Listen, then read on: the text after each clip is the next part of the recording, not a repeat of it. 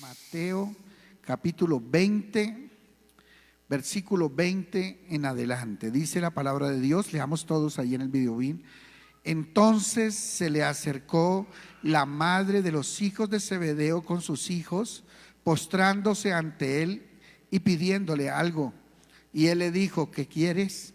Y ella le dijo: ordena que en tu reino se sienten estos dos hijos míos, el uno a tu derecha y el otro a tu izquierda. Entonces Jesús respondiendo dijo: no sabéis lo que pedís. ¿Podéis beber del vaso que yo he de beber y ser bautizados con el bautismo con que yo soy bautizado? Y ellos dijeron: podemos. Él entonces les dijo: a la verdad de mi vaso beberéis, y con el bautismo con que yo soy bautizado seréis bautizados. Pero el sentaros a mi derecha y a mi izquierda no es mío darlo, sino a aquellos para quienes está preparado por mi Padre. Y cuando los 10 oyeron esto, se enojaron contra los dos hermanos. Entonces Jesús, llamándolos, dijo: sabéis que los gobernantes de las naciones se enseñorean de ellas, y los que son grandes ejercen sobre ellas potestad. Mas entre vosotros no será así, sino que el que quiera hacerse grande entre vosotros será vuestro servidor, y el que quiera ser el primero entre vosotros será vuestro siervo. Como el Hijo del Hombre no vino para ser servido, sino para servir y para dar su vida en rescate por muchos. Amén y amén. ¿Pueden tomar asiento, por favor? Amén. Bueno, hemos venido hablando acerca de los libros del cielo y estamos hablando del libro de propósitos. Y en el libro de propósitos hemos venido estudiando que el propósito de Dios es que todos seamos como Jesús de Nazaret. ¿Tú sientes que te pareces hoy un poquito más a Jesús que hace 8 días? ¿Que hace 15 días? ¿O se te dañó tu imagen en esta semana? De pronto el pecado rompió el molde que Dios había puesto en ti. Bueno, pues hoy es el día de volver a ordenar eso. ¿Saben por qué el Señor se inventó los domingos? Perdón, las reuniones. ¿Por qué se las inventó cada semana? Para que no pase más de una semana sin ponernos a cuentas cortas con Él. Porque el Señor sabe que le fallamos muchas veces. Dice la Biblia: porque todos fallamos muchas veces. Y dice: si alguno no ofende en palabras, es varón perfecto. O sea que Dios sabe que nosotros muchas veces de las que abrimos la boca metemos la pata, porque muchos tienen coordinación boca-pie.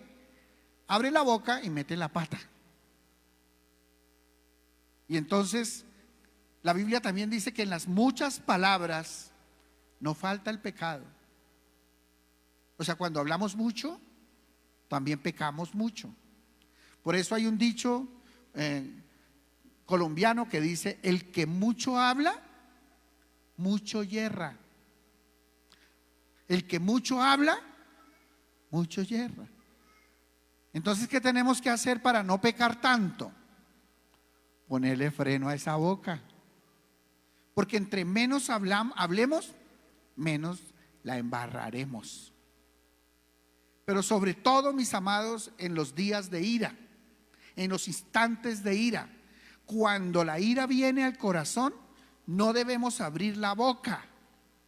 Porque cuando uno abre la boca con ira, puede matar a una persona de una palabra. Así que la recomendación es que cuando haya momentos de dificultad, es cuando más debemos cerrar la boca. Porque cuando uno abre la boca, ¿saben qué pasa? Queda preso en los dichos de sus labios. Cuando vienen esos momentos difíciles y entonces uno abre la boca, la embarra y queda preso.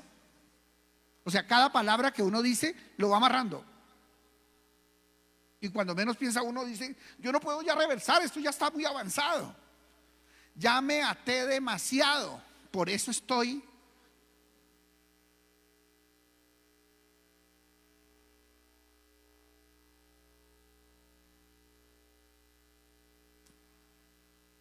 ¿Qué cosas has permitido que comiencen a salir de tus labios que hoy te tienen en una situación a puertas de destrucción?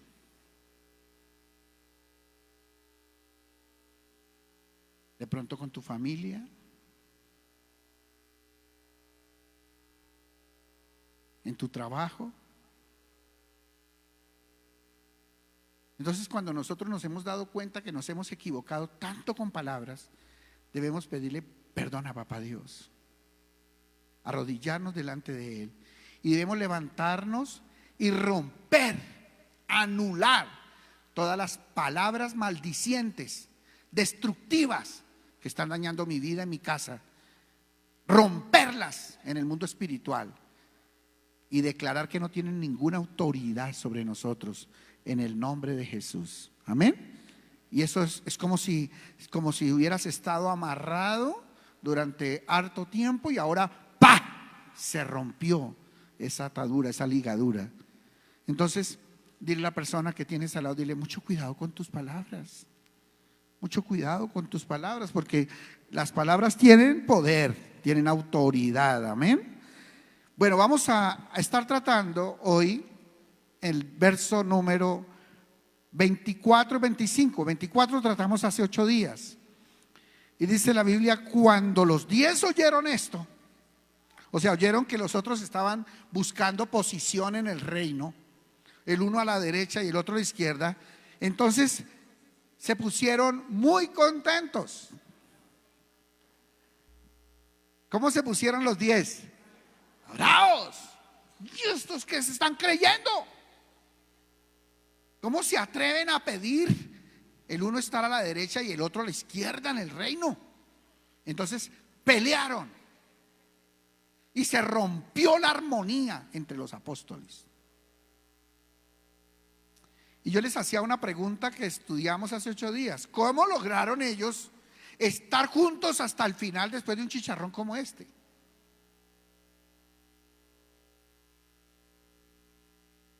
¿Cómo lograron al final dar la vida los unos por los otros y morir los unos por los otros? Definitivamente tuvieron que perdonarse. O sea, el perdón va unido al trabajo en equipo. Si nosotros queremos crecer como equipo, como matrimonio, como familia, como grupo, como iglesia, tenemos que estar dispuestos a perdonarnos, porque todos ofendemos muchas veces. Arrancar por ahí, porque a veces pensamos que es que hay uno que es el malo y los demás todos son buenos. No, mentiras. Todos hemos pecado. Todos hemos pecado. La Biblia dice que no hay bueno ni a uno.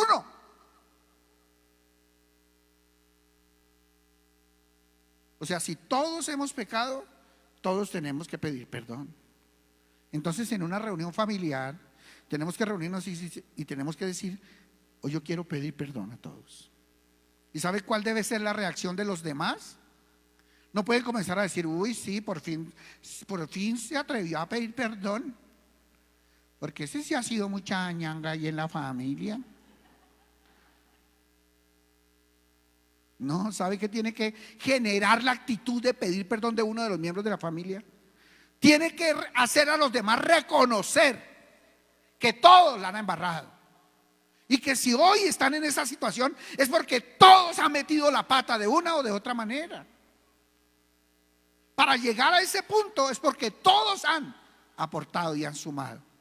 Acuérdense que para pelear se necesitan 2.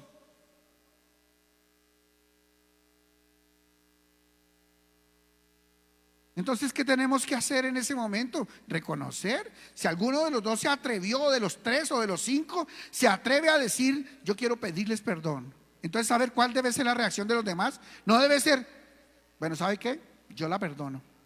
Yo lo perdono. No, eso no es la reacción. Tiene que ser, yo también quiero pedirles perdón. porque yo también me he equivocado, porque la mitad de este problema o más es por mí, por mi actitud, por mis palabras, por mi comportamiento.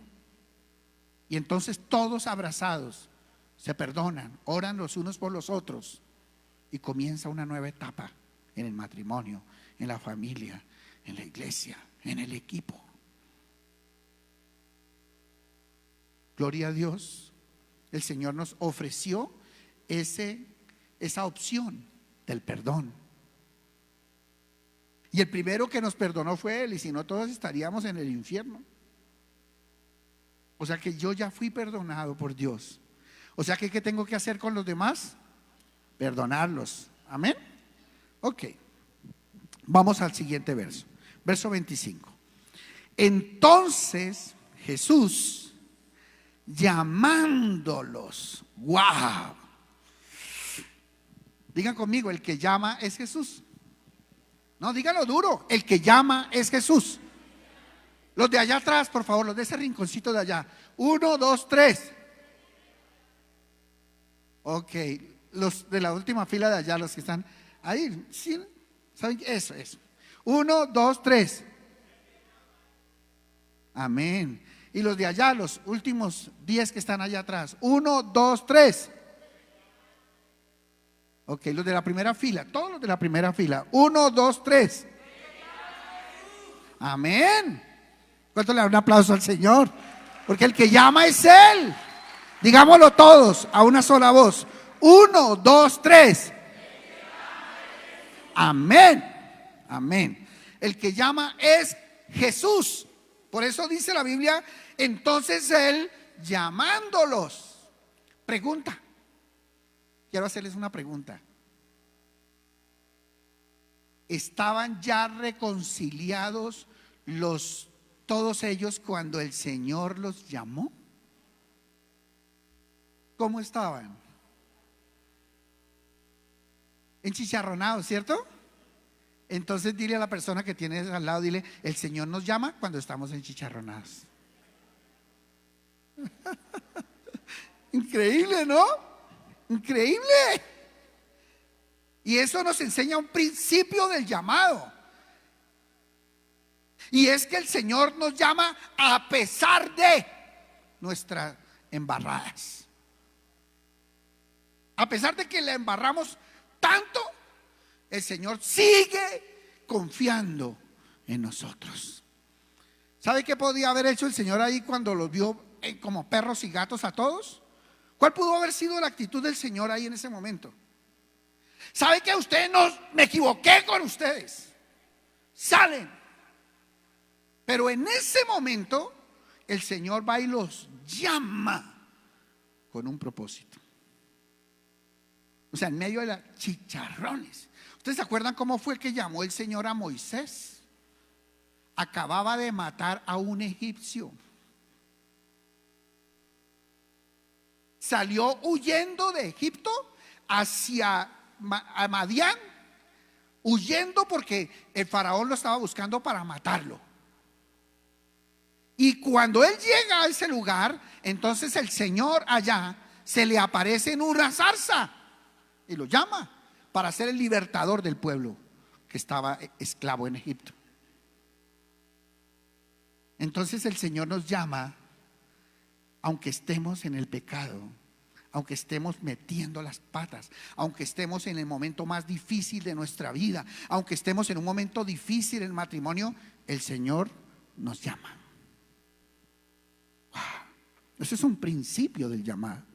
Porque ¿sabe qué es lo que pensamos nosotros cuando Dios nos llama y estamos en esa situación? Dígame qué es lo lógico que uno piensa. Yo no soy digno de esto. O sea, el Señor parece que no supiera lo que yo estoy pasando. Parece que el Señor no entiende que yo estoy enchicharronado. ¿Cómo me va a llamar a mí a que yo le sirva? ¿Cómo me va a llamar a mí a ponerme a predicar? ¿Cómo me va a llamar a mí a entrenarme, a formarme, si yo estoy emproblemado en mi matrimonio? ¡Wow! Señor definitivamente es un sobrado. Se la sabe todas, pero todas, todas. ¿Qué tal el Señor esperarse a que nosotros seamos perfectos para llamarnos? ¿Sabe qué? El Señor se hubiera quedado viendo un chispero con nosotros, porque nosotros sí, definitivamente, para llegar a ser perfectos sin Él no lo logramos jamás. Jamás. Luego, jamás nos podría llamar Dios. Jamás nos podría llamar si Él estuviera esperando que fuéramos buenos para llamarnos. Por eso el Señor aprovecha esos momentos de efervescencia y calor, de dificultades, para decirnos: ven para acá, ven para acá. Yo sé que estás agarrado, yo sé que tienes problemas con tus papás, yo sé que con tus hermanos no te hablas, pero ven que yo quiero enseñarte lo que voy a hacer contigo. Te voy a mostrar que cuando estás tomado de mi mano, tú podrás conquistar naciones enteras. Tomado de mi mano. Por eso el Señor, al primer llamado que hace a nuestras vidas, es a estar con Él. ¿Se acuerdan lo que le dijo a Pedro? Estaba allá en el mar, y a Juan y a Santiago y a Pedro, Juan, a Pedro, Andrés, Santiago y Juan. ¿Qué les dijo el Señor cuando los llamó la primera vez? Les dijo: venid en pos de mí. O sea, el primer llamado es a seguir a Jesús. O sea, ¿qué es lo primero que el Señor nos llama? A seguirlo a Él. Ese es el primer llamado. Porque si no lo estamos siguiendo a Él, ¿cómo vamos a poder hacer que otros sigan a Jesús? O sea, piensen en esto. Yo estoy caminando sin Jesús. Digamos que Jesús está allá donde están las congas, y yo voy caminando para allá, para donde está la rumba. Allá están las congas, pero la rumba está allá. Y yo voy caminando hacia donde está el pecado. Y yo llevo a unos discípulos y les digo: vengan, que los voy a llevar a Cristo. Pero será la cristoteca.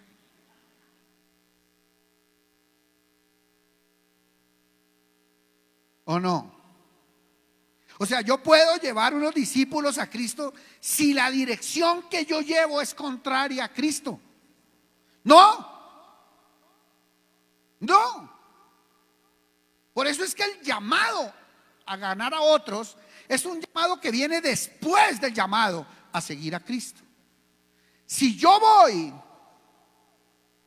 caminando hacia Cristo, entonces sí puedo recibir el llamado o hacer la tarea de hacer que otros vengan conmigo hacia Cristo.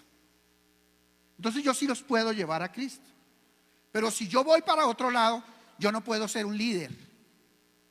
No puedo ser un instrumento de Dios para esas personas. ¿Qué sería yo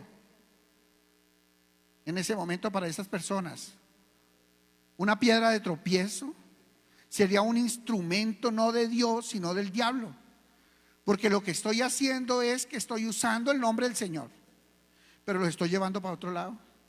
Porque el llamado es a que estén conmigo. Eso fue lo que hizo Jesús. Les dijo: vengan en pos de mí, y yo los haré pescadores de hombres. Si nosotros somos el modelo, estamos siguiendo el modelo de Cristo, tenemos que decirle a nuestros discípulos: vengan en pos de mí. ¿O no? Al fin y al cabo, el modelo es Cristo, pero nosotros estamos imitándolo a Él. Jesús dijo: vengan en pos de mí. Nosotros, ¿qué tenemos que decirles a nuestros discípulos si estamos siguiendo el modelo de Cristo? ¿Qué tenemos que decirles? Vengan en pos de mí.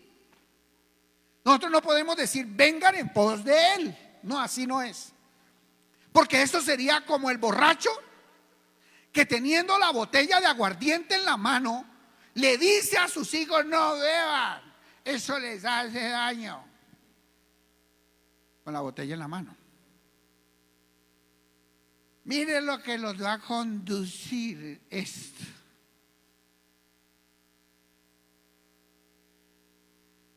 Entonces, nosotros hacemos que la gente nos siga porque nosotros estamos siguiendo a Cristo. Y si no, nosotros ya no estamos siendo un instrumento de Dios, sino del diablo. Qué grave es eso. Entonces, ¿cuál es el primer llamado que Jesús nos hace? A estar con Él. Se le acercaron y le dijeron: Señor, Señor, queremos seguirte. Y Jesús los llevó y les dijo: vengan y conozcan dónde vivo. Vengan y pasen tiempo conmigo. ¿Quieren seguirme? Pasen tiempo conmigo. Entonces, el primer llamado del Señor es a estar con Él. Dile a la persona que tienes al lado: el primer llamado del Señor es a estar con Él, a seguirlo a Él, a seguir sus enseñanzas. Tremendo esto, ¿no? ¿No les parece? Vamos hacia Romanos 11:29. Romanos 11:29. Y vamos a descubrir algunas características acerca del llamado de Dios. Leamos todos, por favor. 1, 2, 3. Porque irrevocables son los dones y el llamamiento de Dios. Vuelve y léalo. Porque irrevocables son los dones y el llamamiento de Dios. Bueno, yo a la edad de 17 años entré a trabajar en el Banco Ganadero. En ese entonces se llamaba Banco Ganadero. Hoy es el BBVA. No le estoy haciendo propaganda al BBVA. Ahora estoy trabajando con el Banco Caja Social. Si quiero hacerles el agua, Caja Social. No, mentiras. Y resulta que yo entré de mensajero en el área de moneda extranjera. Y trabajé en esa área 18 años de mi preciosa vida ahí. Aprendí desde llevar unos papeles a qué entidades se llevan. Ayer que estábamos en la Plaza de Bolívar, recordaba que yo iba a llevar unos papeles a la asociación bancaria que quedaba por allá en la cesta. Y siempre paraba y me metía a una capillita que queda en toda la mitad de la Plaza de Bolívar, católica. Y me paraba ahí, me metía, me arrodillaba 5, 10 minutos, me salía y seguía a llevarme. Es un documento así que se llamaba el Consolidado de Operaciones de Moneda Extranjera. 18 años estuve trabajando allí. Y Dios me permitió conocer desde las cosas más pequeñitas hasta el final en la moneda extranjera. Tanto que Dios me permitió hacer un software. Yo estudié sistemas. El Señor me permitió hacer un software para manejar la moneda extranjera en los bancos, que es el que tenemos implementado ahora en el Banco Caja Social. Y resulta que en ese proceso yo aprendí a hacer una cosa que se llaman las cartas de crédito. O sea, cuando uno tiene que traer mercancía del extranjero, por ejemplo, tiene que traer un carro, entonces uno tiene que asegurarse de que el de allá me mande el carro y el de allá tiene que asegurarse que el de Colombia le pague. Y entonces, como no se conocen, van a los bancos y buscan quién lo respalde. Entonces él tiene un banco amigo allá y el de acá tiene un banco amigo acá. Entonces va al banco y lo que hacen los bancos entre sí es que hacen una carta de crédito y cada banco se compromete con su cliente a que le va a responder por eso. Entonces ya yo no me estoy entendiendo con el tipo de allá del otro lado, que no tengo ni idea quién es, sino con mi banco. Y él me firma, yo le firmo y nos comprometemos. Y eso se llama una carta de crédito. Esa es la forma de pago más segura que existe. a nivel internacional. Y resulta que en la carta de crédito hay un término que la hace segura. Y es que la carta de crédito es irrevocable.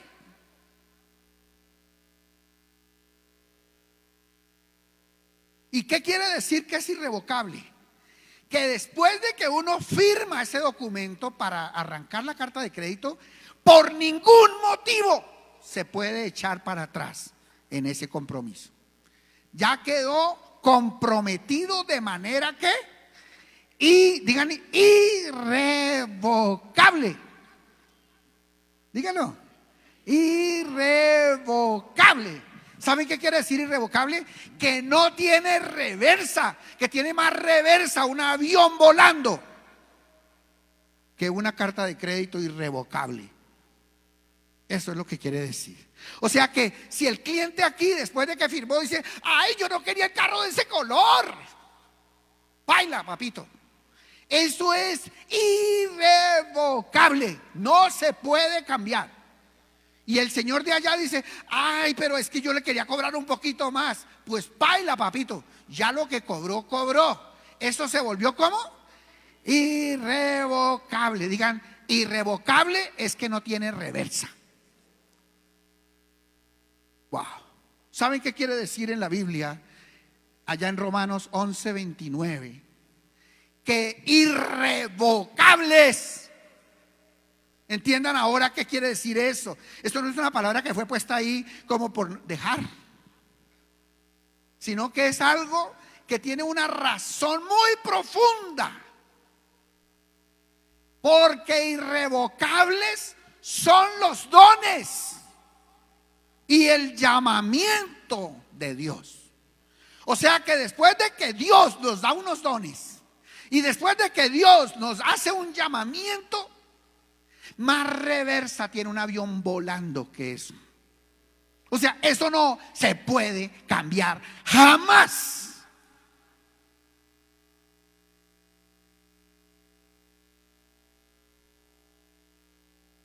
Tú no puedes unilateralmente decir: ¿sabe qué? Ábrase Dios. No, porque tú firmaste un pacto con Dios en donde el llamamiento de Dios es irrevocable. Por eso fue que cuando Jonás, después de haberse ido para el otro lado, viene y se le arrodilla nuevamente al Señor después de que la ballena, el pez lo vomitó allá en la playa, lleno de algas, sucio, arrepentido de su pecado y de haberle cogido para el otro lado al Señor, y se le arrodilla y le dice: Señor, perdóname, dime qué quieres que haga. Y el Señor se queda mirando y le dice: tontico, no te dije que fueras a predicar a Nínive. Eso no va a cambiar jamás. Ve a Nínive y predícale a Nínive. Y él tuvo que ir a predicarle a Nínive. Se limpió las algas, se bañó, se arregló y fue, hizo el trabajo. Por eso es que cuando Dios nos llama a hacer algo en la vida, eso ya no tiene reversa ante los ojos de Dios. Eso ya no tiene reversa.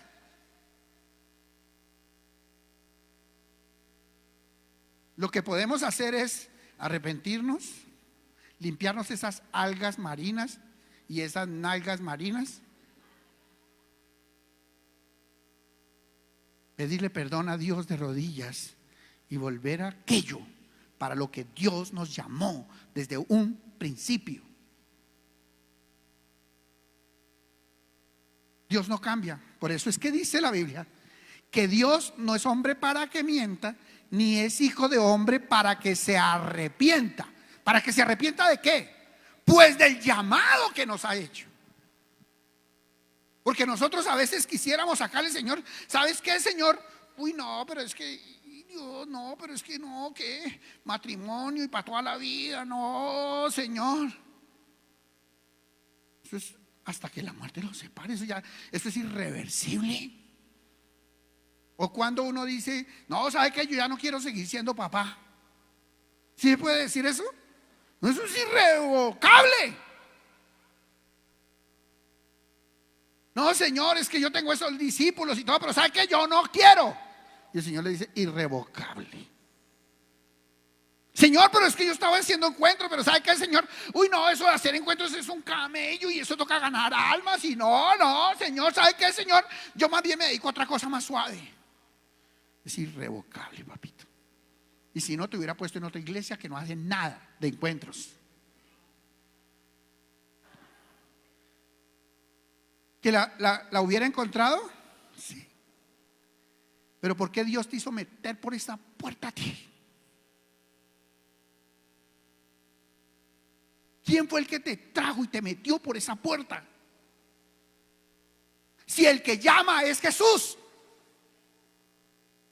No es ni la mujer, ni los hijos, ni el pastor, ni la mamá, ni el esposo, ni la esposa. El que llama es Dios, es Jesús de Nazaret. Y si Él llama, con Él no hay juegos. Una vez ha llamado y nos ha metido en una familia, como en este caso, ecofamiliar, es porque Dios con nosotros tiene un propósito que tiene que ver con esa iglesia donde me llamó, ¿o no? Pues claro, y si no, entonces me hubiera metido en otra iglesia. Pero me metió en eco y me mandó a un encuentro y me salvó en un encuentro y me permitió conocer un encuentro. Y ahora me llamó de guía a un encuentro y luego me llamó a coordinar un encuentro. ¿Será que Dios está perdiendo el tiempo conmigo? Acuérdense que Jesús es judío y los judíos no gastan ni un peso en algo que no le van a sacar provecho. O sea, algo que son los judíos, son muy manejadores del tema financiero. Por eso son tan prósperos, porque ellos no meten la plata en lo que no le van a sacar. Y Jesús de Nazaret ha invertido en nosotros ya demasiado para que venga a decir ahorita esa platica la voy a botar. No la voy a usar para eso. ¿Sabe qué? Voy a volver a comenzar con otra cosa. No, Dios no va a volver a comenzar nada. No, Dios no va a volver a comenzar nada. Dios ya hizo, ya ha hecho y ya nos llamó con una tarea. Y esa tarea no tiene reversa. No tiene reversa. Tú puedes ir y dar una vuelta por el mundo entero y cuando te arrodilles allá en la Patagonia y le digas, Señor, ¿qué quieres que haga? El Señor te va a decir, vete a Ecofamiliar Bogotá, pídele perdón a Dios por haber sido tan tráfuga y vuelve y sujétate a la autoridad y haz lo que te mandé a hacer desde el principio. Créeme que así es Dios. Por eso es que muchas personas que se van de la iglesia, no solo de Eco, de cualquier otra iglesia a donde Dios los llamó, y se salen y comienzan a andar por todos lados. No, pero aquí no. No, pero es que ese pastor no es igual al mío, al que yo tenía. Porque no se quieren decir que el pastor Aníbal sigue siendo su pastor, sino que al que yo tenía. Ay, pero es que la alabanza de aquí es toda para acá, allá era atrás. Esta iglesia no se mueven las almas acá adentro. En cambio allá todo el tiempo era, unos subían a escuela bíblica, otros bajaban de escuela bíblica, otros estaban montando la gente al bus, otros estaban salvando, otros estaban haciendo una barca, otros estaban haciendo un encuentro. Todos estaban trabajando y aquí nadie gana un alma. No, es que, y llegan a otra iglesia y de aquí a que yo predique en este lugar pueden pasar 10 años y no lo pruebo. Entonces dicen, oh, ¿y ahora quién podrá defenderme? Y después de haber ido y a eso, mire, yo les digo esto porque ustedes son papitos. Muchos de los que están aquí son papitos. ¿Y saben qué pasaría si su hijo se va a dar una vuelta al mundo ahora? Usted sabe que él va y prueba y prueba y prueba, y al final de la jornada vuelve a comer en casa. Pero después de que venga con problemas, de pronto con la barriga llena de huesos, o de alguna enfermedad, o de pronto el llamado es en la cárcel, O de pronto el recuerdo del llamado es en la cárcel. ¿Cuánto vas a esperar? ¿Por qué no haces la tarea ya? ¿Por qué no comienzas a hacer la tarea ya? El llamado de Dios. ¿Cómo es el llamado de Dios? Irrevocable. Sería Dios mentiroso si cambiara aquello para lo que nos llamó desde el principio.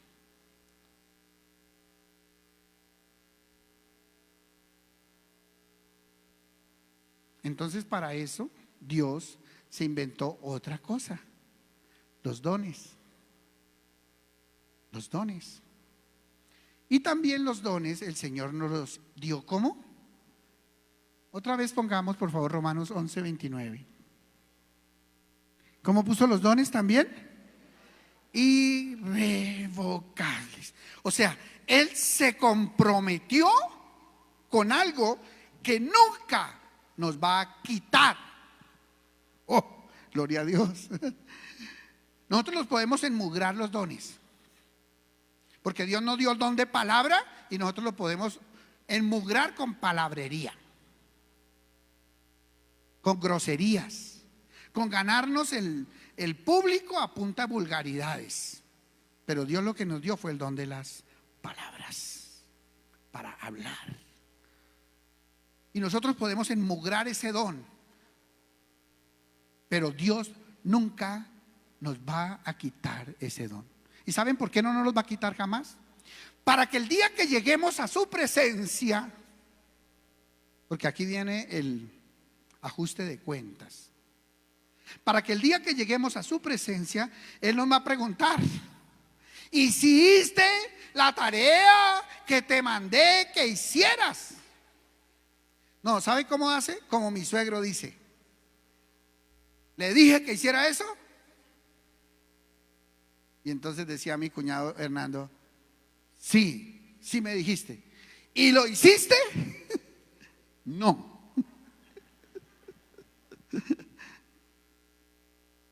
El día que el Señor nos llame a su presencia, nos va a preguntar: ¿les dije que hicieran? O sea, ¿usted lo entendió? Sí, yo entendí. ¿Lo hizo?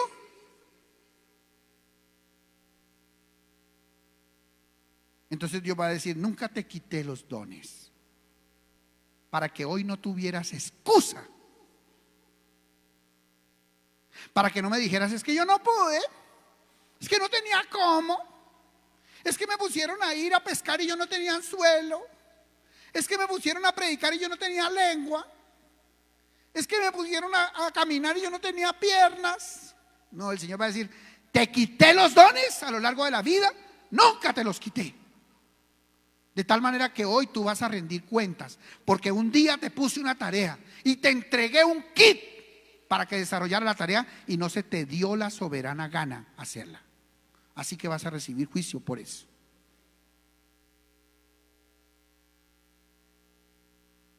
Dios nos da los dones y los dones nunca nos los quita.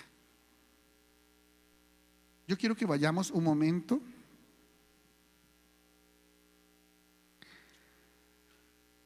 a Primera de Corintios 12, del verso 7 al 11, y leamos todos acerca de esos dones. Primera de Corintios 12, del 7 al 11. Leamos juntos. Pero a cada uno le es dada la manifestación del Espíritu. ¿Para qué? Para provecho. ¿Para qué es que Dios nos da los dones? Para provecho, para que los aprovechemos. Sigamos. Porque a este es dada por el Espíritu palabra de sabiduría, a otro palabra de ciencia según el mismo Espíritu, a otro fe por el mismo Espíritu, a otro dones de sanidades por el mismo Espíritu, a otro el hacer milagros, a otro profecía, a otro discernimiento de espíritus, a otro diversos géneros de lenguas y a otro interpretación de lenguas. Pero todas estas cosas las hace uno y el mismo Espíritu, repartiendo a cada uno en particular como Él quiere. O sea, ¿cómo reparte el Señor los dones? Como Él quiere. ¿Por qué este será tan bueno para las matemáticas y yo no? ¿Por qué será que este es tan bueno para la música y yo no? ¿Por qué será que este es tan bueno para el deporte y yo no? ¿Será que el fútbol es un don o no? Claro, son dones humanos, pero dones. Entonces Dios nos da dones y todas nuestras cualidades son dones de Dios. Aún nuestra profesión son dones de Dios desarrollados en nuestra vida. Dones, dones. Y eso Dios no lo va a quitar jamás. Por eso es que cada uno debe aprender a desarrollar los dones que Dios le dio. Y por eso es que zapatero a su zapato. Uno ve, por ejemplo, en el fútbol, una persona que tiene el don de jugar fútbol. Y mírelo y verá. Comienza jugando fútbol, juega en la profesional, luego se retira. ¿Y a qué se dedica? A algo que tenga que ver con fútbol. O entrenador, o negociante de fútbol, o hace una tienda de cosas deportivas. Algo que tenga que ver con lo que él sabe. Porque eso que uno sabe nunca se va a ir. Porque esos dones son ¿qué? Irrevocables. Yo puedo tener el don para el fútbol aunque yo tenga 90 años.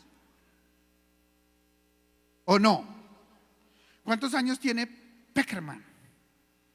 Por ahí unos 70 y pico. 80, ya llega, va a ir ajustando los 80 años. ¿Cuántos? ¿80? Poquito menos. Pero la pregunta es, ¿él todavía juega fútbol en la cancha? Bueno, de pronto ahí sale a trotar un ratico con ellos y eso. Pero ¿sabe de fútbol o no sabe de fútbol? ¿Y nos ha llevado a mundiales o no? Y está siendo pedido por la selección argentina para allá. Sí, se lo quieren llevar a otros lugares en el mundo como el técnico. Sí, a los 73 años. Entonces yo pregunto, ¿durante cuánto tiempo tiene el don del fútbol Peckerman? Toda la vida. Porque los dones son irrevocables. Porque Dios, después de que le da a uno algo, jamás se lo quita. Porque Dios, después de que da los dones, jamás los quita. Entonces Dios a nosotros nos ha equipado para cumplir un propósito. Y eso que Dios nos ha entregado nunca nos lo va a quitar.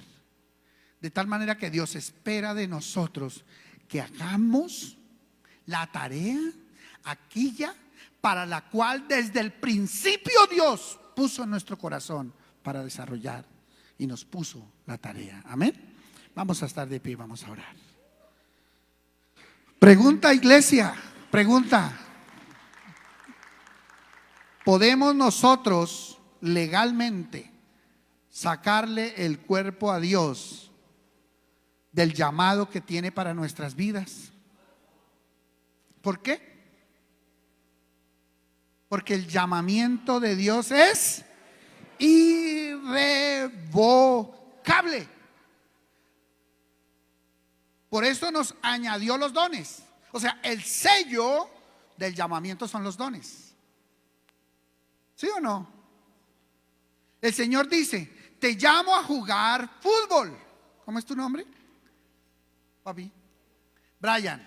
Bueno, yo no sé si Dios se llama a jugar fútbol, pero Brian, te llamo a jugar fútbol. Y para eso te voy a dar estas cualidades. ¡Fa! Y te las entrega. De tal manera que esas cualidades no se las va a quitar jamás Dios. Y tú tendrás que hacer aquello para lo que fuiste llamado por Dios. Porque el sello, o sea, su firma, la firma de Dios, son los dones que Dios me ha dado. Por eso yo no puedo sacarle el cuerpo después de decirle al Señor: ay, Señor, pues sí, yo era bueno para las matemáticas, pero yo nunca supe qué hacer con eso.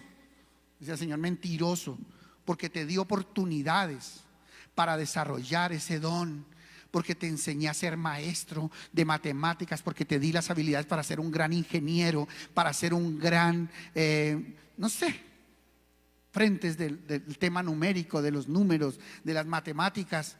Te di tantas oportunidades para manejar la contabilidad, los diseños, las lógicas, y tú nunca quisiste y no lo hiciste.